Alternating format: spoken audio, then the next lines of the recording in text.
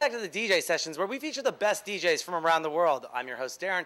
And now we're sitting in Q, the one hottest club on Capitol Hill in downtown Seattle, with the man, you know him, of the hour, going to be playing a very long set for our our Seattleites tonight. It's BT. BT, how you doing, man? I'm great, man. Awesome. Really good. Thanks for asking. So, yeah, you're in Seattle tonight.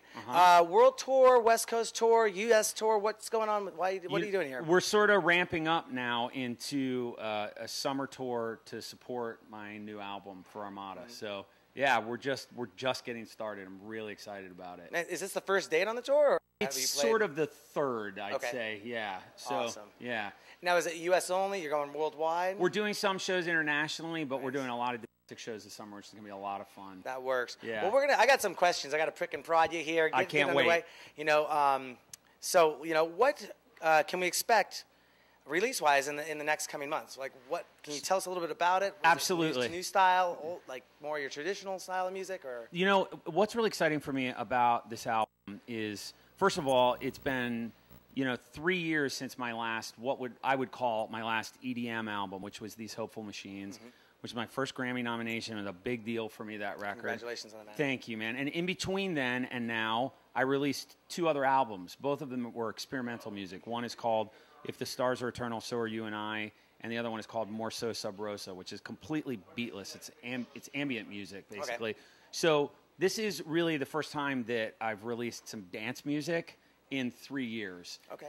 And so it really is exciting for me because for years I have not been inspired by dance music culture. And it's really only over the last 3 or 4 years, with the proliferation of things like dubstep and drum step and moombahton and all the new styles of bass music, how good trance has gotten, how good IDM has gotten, that I've been really inspired by electronic music. So it really is, this album, it's called A Song Across Wires. It comes out in August 16th, and it really is me doing dance music now. So it's like my crazy kind of molecular sound design approach and songwriting approach, but to what's happening right now. So I'm really excited to share it with people. The songs that we released so far, the reaction has been unbelievable. Like the reaction to Skylarking has been insane. So I'm really excited about it, man. Are we going to hear some of the sample tracks off that album For sure, tonight? absolutely, yeah.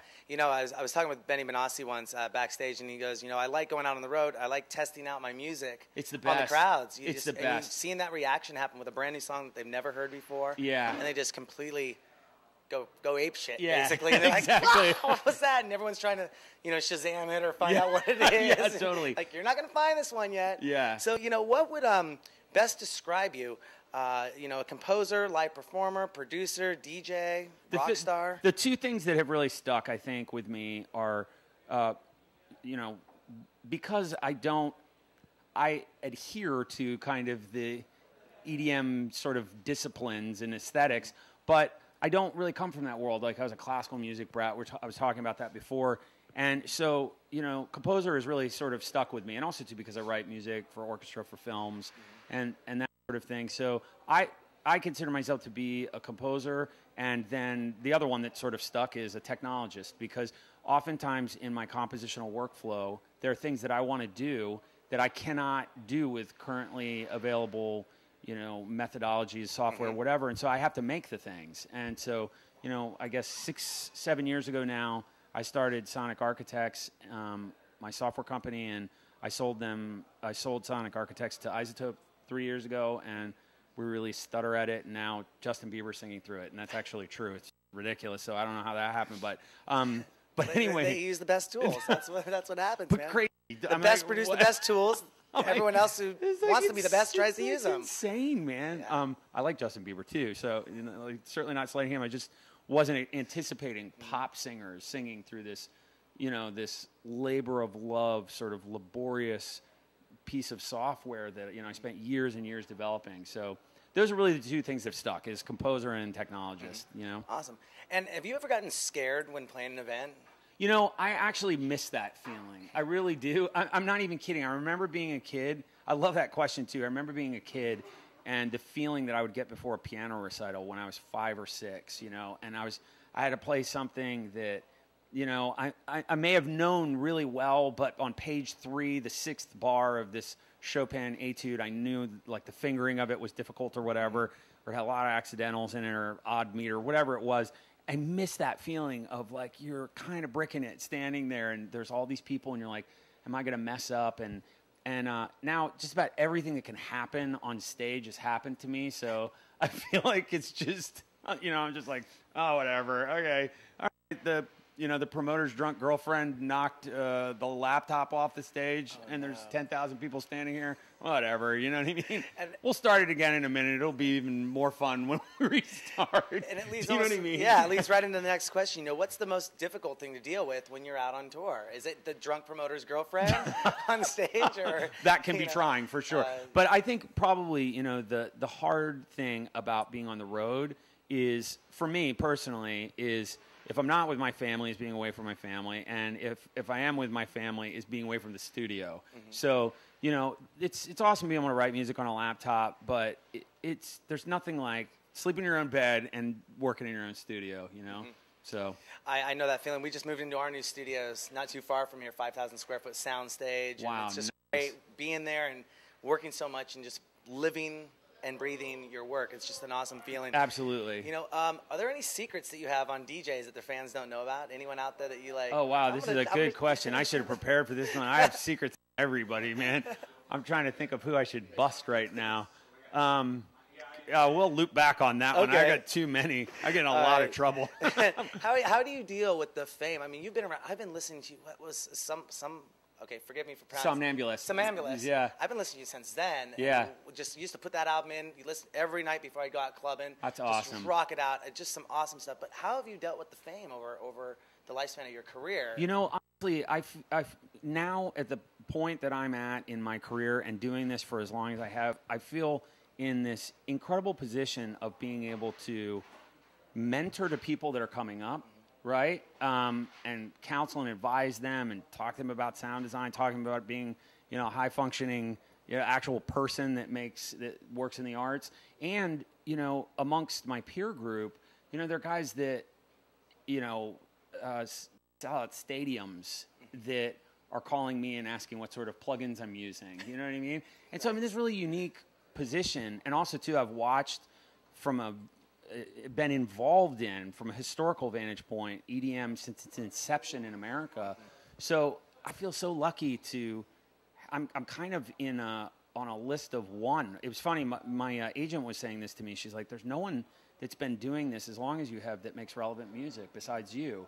And I took that as such a high compliment when she said that to me. But at any rate, it's awesome, man, you know? And doing these things, I get to do these like for fun. This is going to be amazing tonight, so really excited. Would you ever stop making music in favor of another art form if you could pursue something else out there? It's an interesting question, honestly. I would never, ever stop making music, no, to answer that question. But there are things that I'm interested in. I could picture at some point in my life devoting a lot more time to. I'll tell you one of them off the top of my head is I'm really interested in shark conservation, and I'm a DMT. I have 3,000 hours underwater. Wow. So, you know, I'm certified in confined overhead diving. I've been diving for years and years, and I'm really disturbed by what's happened to the world's shark population. We've lost 90% of the sharks on planet Earth, and I could picture devoting a lot more time in my life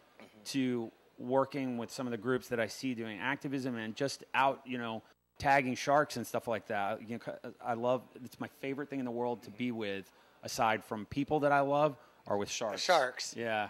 Interesting. I mean, obviously you've been traveling all around the world. When I'm sure whenever you get a chance, you grab some tanks, go under. I take gigs so we can go diving. I'm not even kidding. There, I busted myself. You wanted a secret. Nice. So, yeah, I do it all the time. I know he's there. He's going diving.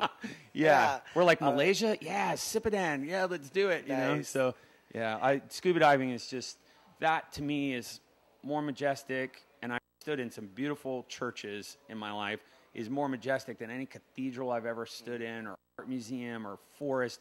It's just the most incredible thing to see. You know, 2/3 of the primary reality on Earth is happening under the sea, and we're here in our Starbucks and with our microphones and this whole other thing happening on most of the planet. And to get to be there and be a part of that is just awe-inspiring. It's like my favorite. You've never been, maybe the first time when you dove, but you said over 3,000 hours. Yeah.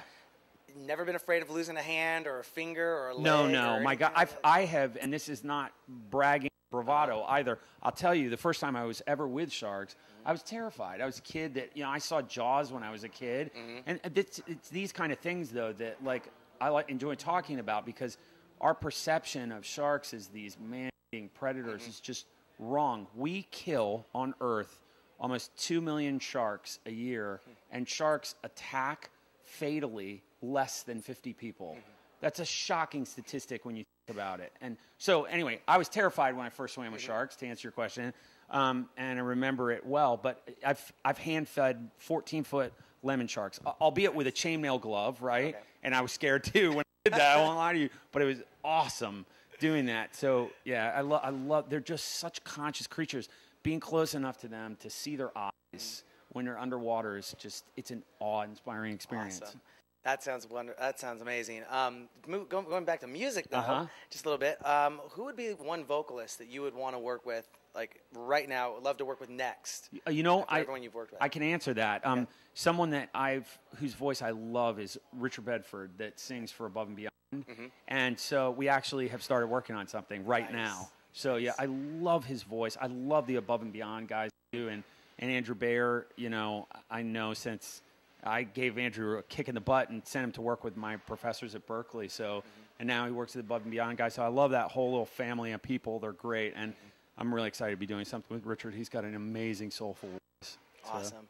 Is there anything else you'd like to talk about or mention? I know you have the album coming out on August 16th. Yep. And it's not self-titled. It's called? The album's called A Song Across Wires. Song Across Wires. And coming out iTunes, find it online. SoundCloud. Where is it? Everywhere. Yeah. Awesome. August 16th. Awesome. Yeah, and then, there's one more thing I could mention. Okay. My software company, we're in phase 4, so we're in sprint 4 of a 12-sprint development cycle. So we're hoping by next NAMM, we're going to have our next piece of software, and it is jaw-dropping. So I can't tell you any more than that. I'm Nice. NDA'd with myself.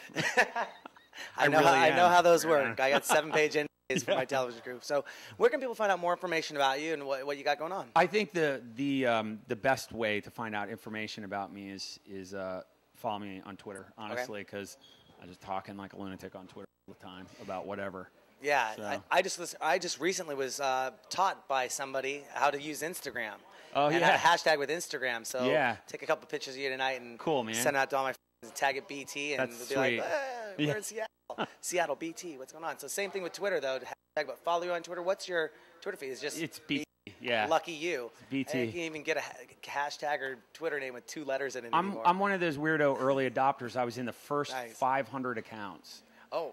So there I've you been go. around on Twitter for a minute. There you go. Awesome. And also you have Facebook as well. Yeah. I'm So- on Facebook, BT, same thing. Awesome. Instagram, BT. So Awesome. Well, it's a pleasure meeting you. it's a pleasure meeting you Definitely. too, man. I will Right on. see you later tonight. Sounds great. Playing here at Q Nightclub. It's gonna be twice. Yes, it's not only there's a regular 21 and up show, and then Yep. it's an all ages show. 18 and over, they're shutting down, coming back in. I mean, like 3.5 hours Yeah, tonight. dude, I don't know how I'm going to do it. I got to go work at the hotel. I'm not even joking. I got a 5-hour energy drink behind the stage for you if you need one. Okay, So, good deal. No, good. All right, well, thank you again for coming on ITV. My pleasure, man. Thanks so much. And don't forget to go to our website, thedjsessions.com, or check us out at itvnw.com. Find out all the latest information, news, and the best artists from around the world. I'm your host, Darren, and we'll be seeing you in just a little bit from Q Club with BT tonight.